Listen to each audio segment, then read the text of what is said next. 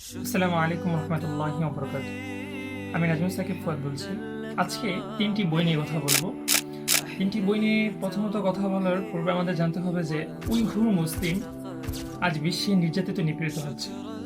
বিশ্বের আনাচে কানাচে যেখানে মুসলিমরা নির্যাতিত নিপীড়িত হচ্ছে, আমরা সব জায়গারই খোঁজ খবর পাচ্ছি কোনো না কোনোভাবে।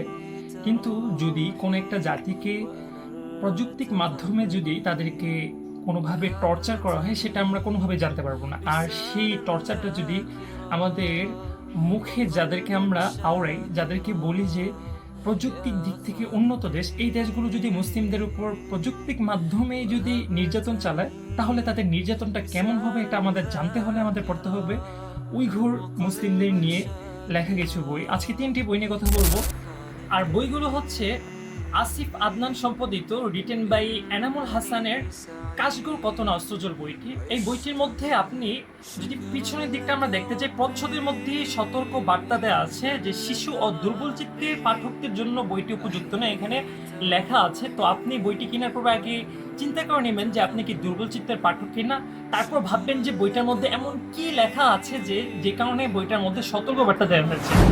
তো বইটার মধ্যে আমরা নানা রকম প্রশ্ন পাবো, নানা রকম সাংবাদিকদের সাক্ষাৎকার পাবো, এবং তারা আগে কি দেখেছেন এবং বর্তমান কি দেখছেন, কেমন অবস্থা আছে কাশগড়ের মুসলিমদের, এবং তাদের নির্যাতনের পর্যায়টা কি পরিমাণ বেড়েছে, এবং তারা বর্তমানে কি করছেন, সবকিছু সকল প্রশ্নের জবাব আপনি খুঁজে পাবেন এই বইয়ের মধ্যে। এবং সেই সাথে এখানে নানা রকম পেজের লিঙ্ক দেওয়া আছে, নানা রকম ওয়েবসাইটের লিঙ্ক দেওয়া আছে, আপনারা সেখান থেকেও দেখতে পারবেন যে কাশগড়ের এবং উইঘুরের মুসলিমদেরকে নিয়ে নানা রকম তথ্য পাবেন এই বইটার মাধ্যমে।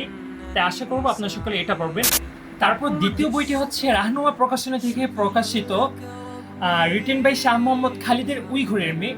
এই বইটার মধ্যে আমরা দুটি মেয়ের আত্মজীবনীমূলক মর্মস্পর্শী কিছু উপাখ্যানের মতো পাবো। তারা কিভাবে কাশগড়ে যেয়ে, চীনে যেয়ে তারা কিভাবে তাদের জীবন কাটিয়েছে, এবং তারা কারাগারে বন্দী ছিল, কি পরিমাণ টর্চারের শিকার হয়েছে, এবং তারা এটা আপনার আমেরিকাতে এসে তারা সাক্ষাৎকার দিয়েছিল। সেই সাক্ষাৎকার পুরো বিশ্বব্যাপী আছে, আপনি অনলাইনে সার্চ করলে পেয়ে যাবেন মেহেরগুল তুরসনের জীবনী, মেহেরগুল তুরসন কি পরিমাণ টর্চারের শিকার হয়েছিল, সব কিছু ডিটেলস পেয়ে যাবেন।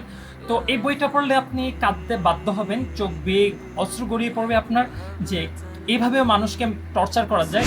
চীনের বিভিন্ন প্রোডাক্ট আমরা ইউজ করছি, অথচ আমরা জানছি না যে এগুলো আমাদের মুসলিমদের হাত থেকে বানানো, অথচ মুসলিমরা তাদের চোখে নোনা জল দিয়ে জিনিসগুলো বানাচ্ছে শুধুমাত্র এক টুকরো রুটি আর কিছু পরিমাণ সবজির জন্য। তারা এত রকম জিনিস বানাচ্ছে, আর চীন সেই সুযোগটাই লুফে নিচ্ছে, মুসলিমদেরকে পশুর মতো খাটিয়ে তারা নানা রকম জিনিস লুফে নিচ্ছে। যাই হোক, কথা অনেক লং হয়ে যাবে, তাই আমি কথা বাড়াতে যাচ্ছি না। আমরা তৃতীয় বইটার কাছে যাচ্ছি। তৃতীয় বইটি হচ্ছে রাহনুমা প্রকাশনী থেকে প্রকাশিত, রিটেন বাই সাইদ উসমানের দ্য প্রিন্সেস অফ উইঘুর। এই বইটা খুবই সাবলীল ভাষায় একটা উপন্যাসটা যদিও কিছুটা খাপছাড়া লেগেছে, সে কথা বাড়াচ্ছি না। তবে মেন যে বিষয়টা, অর্থাৎ আপনি কিছুটা উইঘুরের ইতিহাস খুঁজে পাবেন, কিছুটা ইতিহাস আপনার চোখের সামনে ভাসবে, এবং কারাগারে কি পরিমাণ টর্চার হচ্ছে, কেমন কি হচ্ছে, কিছুটা দিন যাপন আপনি এটার মধ্যে খুঁজে পাবেন। আশা করি ছোটখাটোর মধ্যে এই উপন্যাসটা দ্য প্রিন্সেস অফ উইঘুর আপনাদের কাছে ভালোই লাগবে।